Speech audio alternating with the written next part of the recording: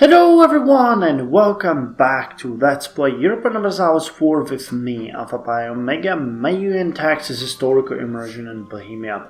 God, it sounds great to say all of those, because last time when I was playing Brittany, Historical Immersion was knocked out in the middle 15th century, so wow. Sugar trade! Anyway, I'm starting this because we got urban nationalism. We gain the urban nationalism modifier. As time goes by, nationalism develops on the way to becoming one of the most important issues in politics and diplomacy. Bohemia gets urban nationalism until the end of the game, keeping the following effects: years of separatism +5. Unfortunately. And we became the Pope controller. The Pope has a authority of 330, not as much as he had before, but remember, we are pious and we're gonna make sure that it gets better. So we can go with appoint only the most selected men, appoint all verified candidates, and appoint every candidate. How many? We got only 3 cardinals, while Aragon has 13, that's insane. Zaragoza, Warszawa, Gniezno, Messina, Warszawa. No, only the most selected men. At the consistor in the Vatican, the Archbishop of Zombor was elevated to the rank of cardinal. So Bachka will become a place for a cardinal, and we got 4, while Aragon has 14. That is just crazy. So let's increase our papal influence. We got 18 from controlled cardinals. So each cardinal gives 0.2. So they're getting 7 extra. No, I'm counting it incorrectly. Divided by 5. So they're getting 2.8 extra papal influence just from the cardinal amount. Oh, it's not that much. We're getting an insane amount. Okay. Anyway, what's happening in the beauty that is Bohemia? Not much. We are resting after the wars. We're annexing Brandenburg, and I was kind of pondering about how we are going to act now. Our king has very low military, but he's vengeful. So unless somebody really insults us or something, we are not going to go to another war. I'd like to develop Stettin and the 2 southern provinces, Dalmatia and what was the other one? Spalatro, as 2 ports. I think that Dalmatia will be a mixed port, while Spalatro will be a massive port where we want to build the shipwrights and trade wharves as high as possible, because we'd like to have a massive port there. Another papal consistory. Okay, just the most selected men. So we got a 5th cardinal. Nice. Okay, I dig that.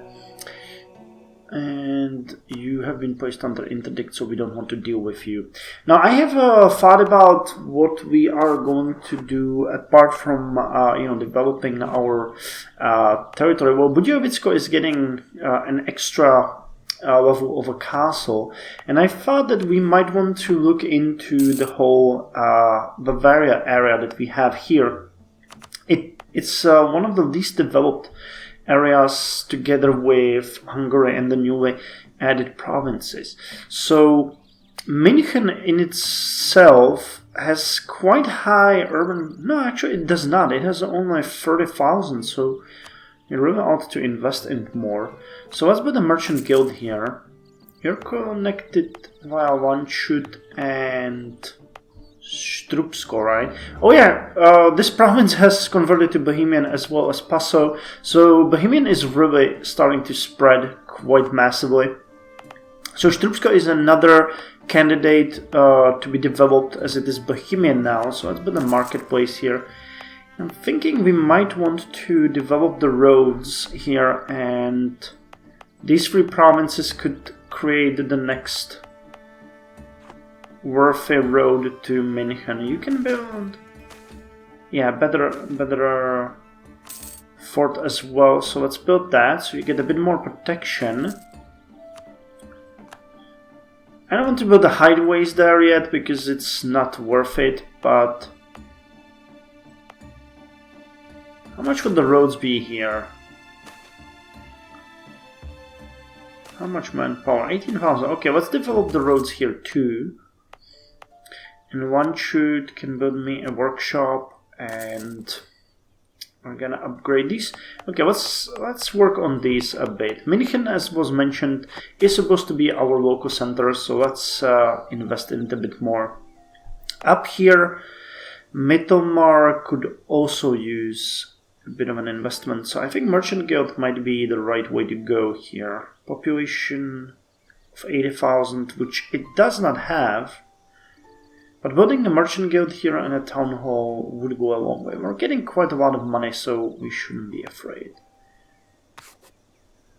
The roads in Varen were finished, so yeah, I want to develop this one too.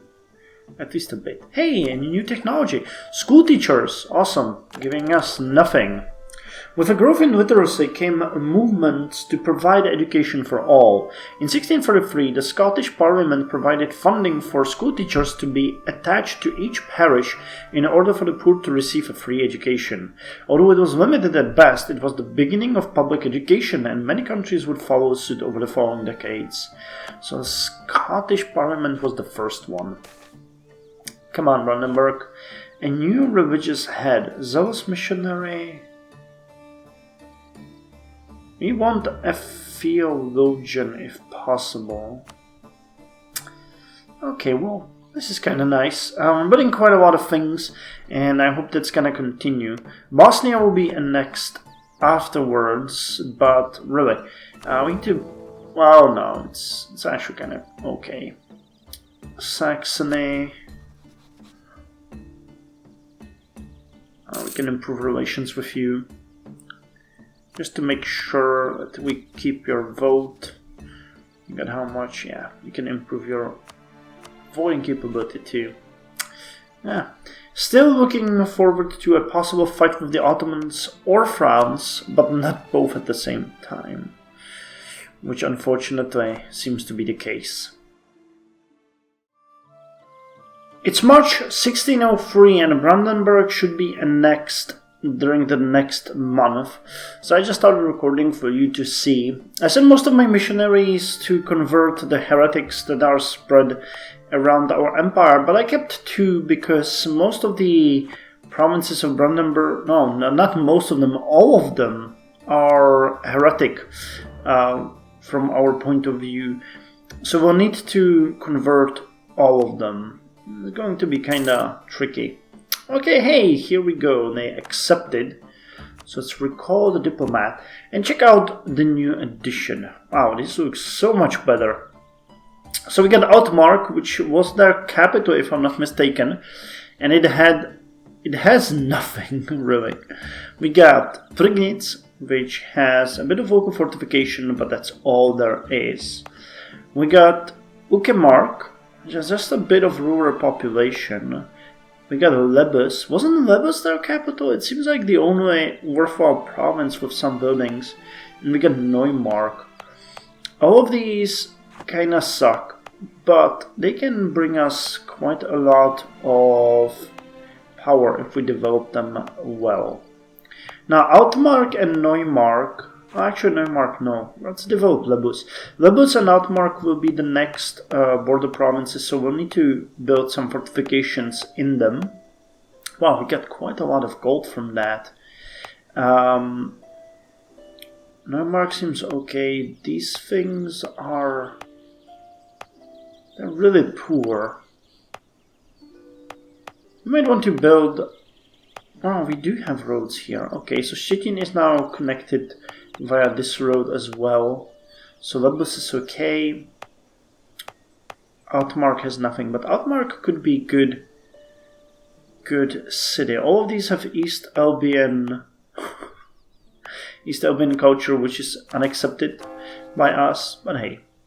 Oh, and we can't really do much because there's martial law. Capture the heathen temples. Destroy them. You don't really want that. Actually, I think that as...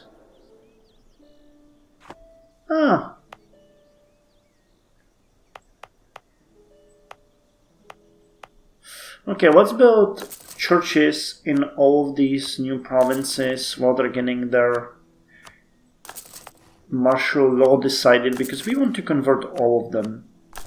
It's not a bad idea to have them prepared like this. Can we build something in Dalmatia? Yes. Okay. I'd like to build a commune hall here, please. And with the 900 gold left,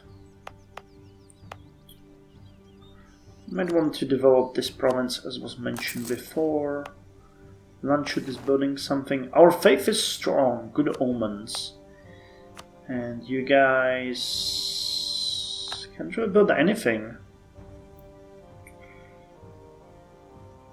And by anything I mean anything worthwhile. So let's build a warehouse here. Okay, and I can finally start converting. Wait, Ukemark I did not build. Oh, I didn't build a church there. Okay. So let's see what their autonomy is going to be like. Pretty neat. Not bad at all. We'll prepare them by building the churches to the true faith.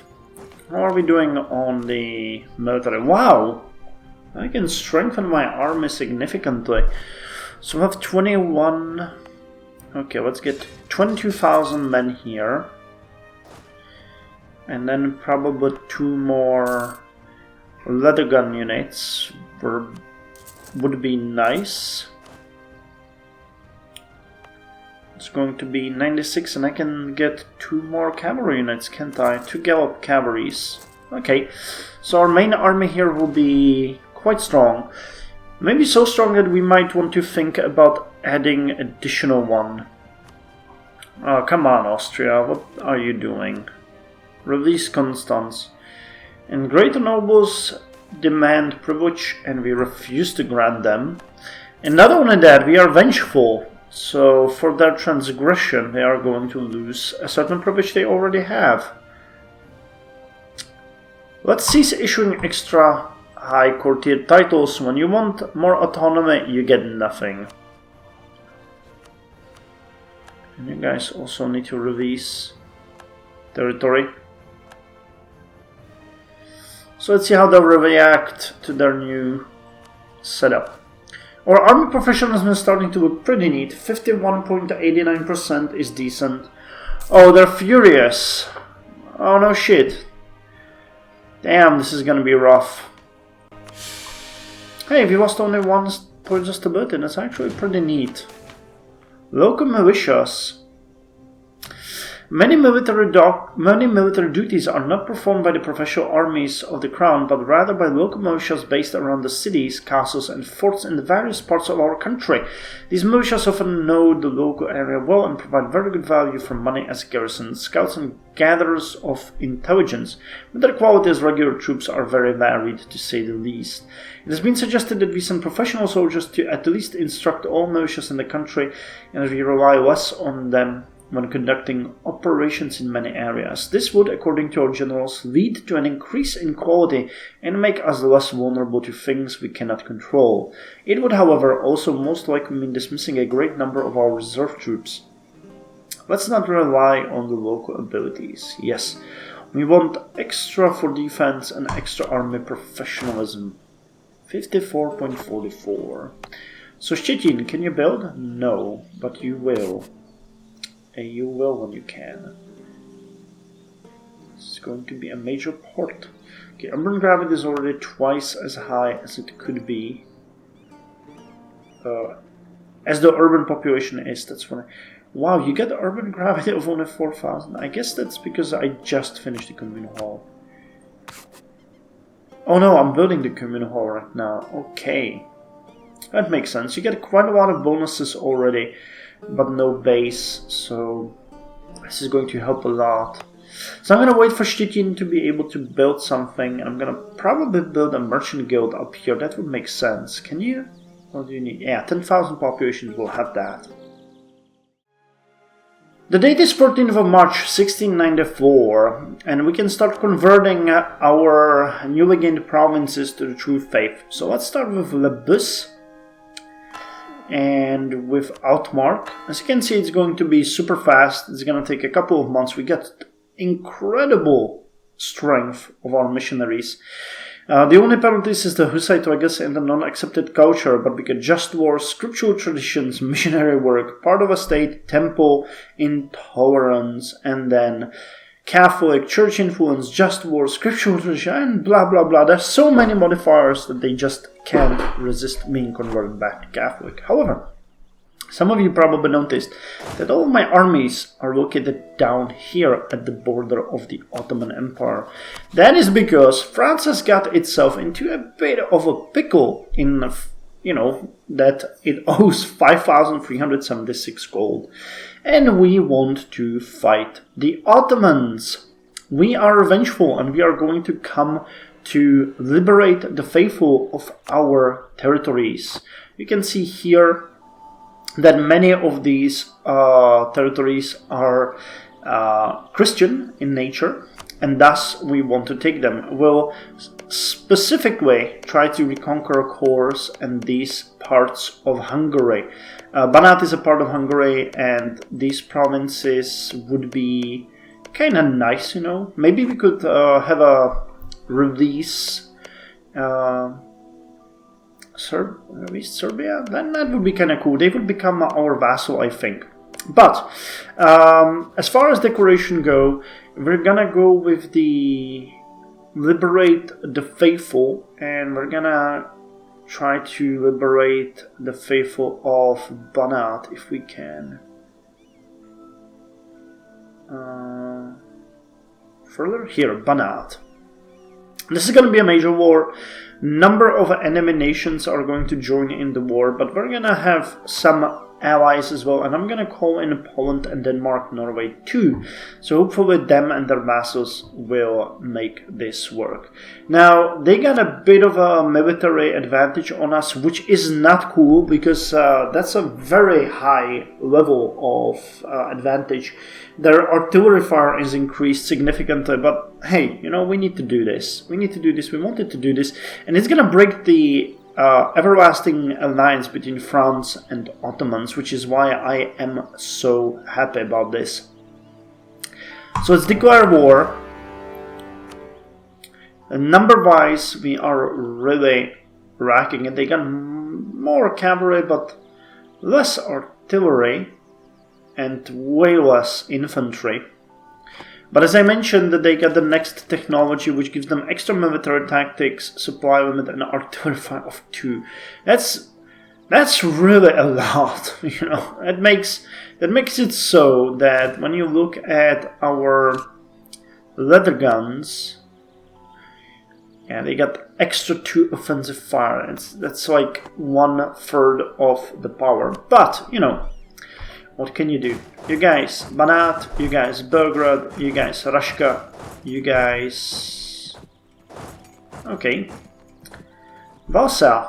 So let's slowly start, see who's gonna join, who's gonna not join. I think this ought to break the... Yeah, it broke the... Haha, nice. It broke the alliance with France, which means that we might eventually come to reconquer some of the territories that they got out of the empire, and we can release those. That would give us quite a lot of extra imperial authority. How many provinces? Was it 15? 17! Wow. 17 provinces are under control of France, which we need to get back. And we will, I promise you that. So the sieges are starting nice. I want to proclaim this a holy war, but we need a bit more papal influence to do that. So in about a year we'll be able to do it, if I don't screw everything up. Now we are coming as liberators, but I can't lie that I would like to get as much gold as possible. So we're just gonna let our troops loot, not give us any issues with that. And we want you guys to... They're not gonna give us any war really full day. Yeah, war exhaustion is going to just jump insanely high. But hey, Banat is okay. So we can maybe peace out with Zanzibar immediately, yes. Okay, let's do that. And so far it seems like we've really outnumbered them significantly. I would offer us condottieri. I don't want that. Let's keep sieging. They're gonna get a massive boost, yeah, in that they get... Oh shit. And they got defensive bonuses, so it's gonna be... Well, defensive bonuses. They raised their units. Let's see if I can do something like that too. How much would you guys give me? Jesus Christ. 24, 13 and 6, that would be 37, 43 extra units. Do we need that?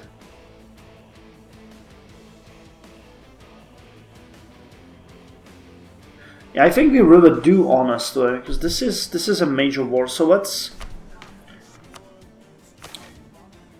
It's gonna cost 10 loyalty.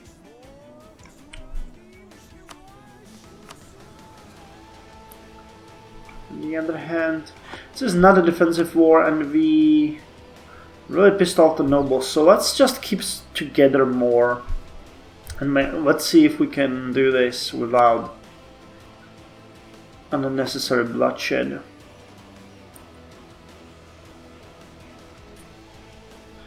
And also, let's see what we can get out of this war.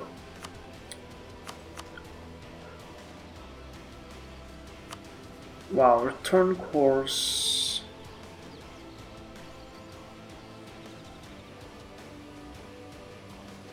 Volhina.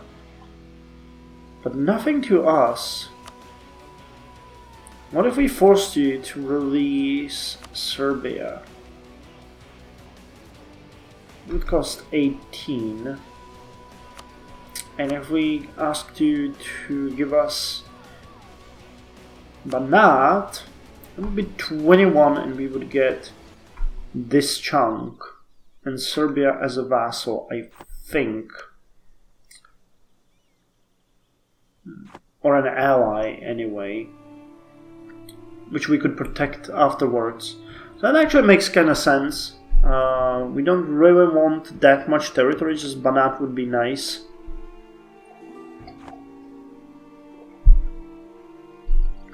And we would get a better border with them. But we need to act swiftly.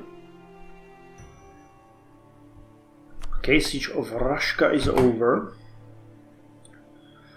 You guys are gonna come, which means we can go to Kosovo. But again, we need to be careful in seeing the enemy units.